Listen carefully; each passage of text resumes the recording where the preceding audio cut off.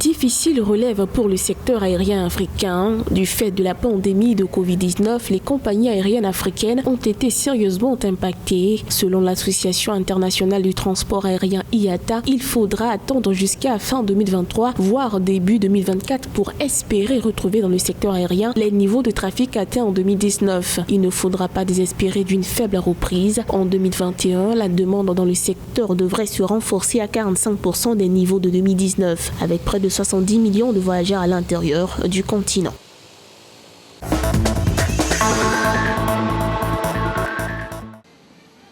C'est une autre sanction qui s'impose à Ethiopian Airlines, la compagnie aérienne nationale d'Éthiopie. Entre le 26 octobre et le 29 novembre 2020, le vol ET684 reliant la capitale sud-africaine Addis Abeba à celle de Shanghai en Chine sera suspendu par l'administration de l'aviation civile de Chine. D'après l'administration chinoise, 15 passagers du vol ET684 d'Ethiopian Airlines ont été testés positifs à leur arrivée à l'aéroport de Shanghai Pudong entre le 6 octobre et le 13 octobre. À noter que la mesure de suspension est en vigueur depuis le 4 juin pour tout vol enregistrant 5 à 9 passagers positifs au nouveau coronavirus.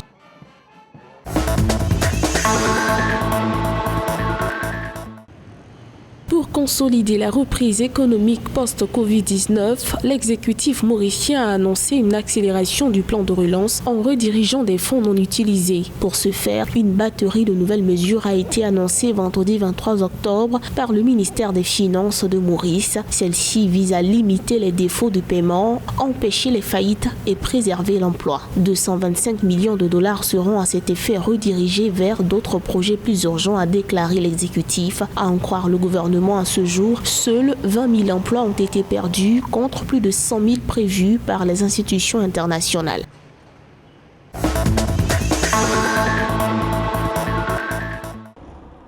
En dépit des efforts significatifs et du dispositif déployé par l'exécutif marocain pour contrer la pandémie de Covid-19, le nombre de contaminations ne cesse de croître au Maroc. Le royaume chérifien a enregistré vendredi 23 octobre 3685 nouveaux cas d'infection, portant le nombre total des cas confirmés à 190 416 d'après le ministère de la Santé. Le plus lourd bilan en termes de décès en une journée a été franchi, soit 73. Si le nombre de guérisons a atteint 157 175, 3205 décès depuis l'apparition du Covid-19 sont à déplorer.